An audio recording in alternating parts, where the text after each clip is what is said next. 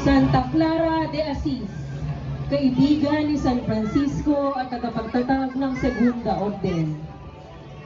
Mula sa mayamang pamilya, naakit siya sa tawag ni San Francisco sa buhay ng kalinisan, kahirapan at pagsunod. Gabi ng linggo ng palaspas, nang napagdesisyonang isuko ang buong buhay niya sa Diyos. Tinagpo niya si San Francisco at nagpaputol ng buhok, tanda ng paglayo niya sa mundo. Sinubukan ng kanyang ama na kumbinsihan siyang bumalik sa karangyaan, ngunit siya ay nabigo. Sa tulong ni San Francisco, itinatag niya ang Segunda Orden ng mga Madres Clarisas, alinsunod sa mga prinsipyo ng Franciscanismo.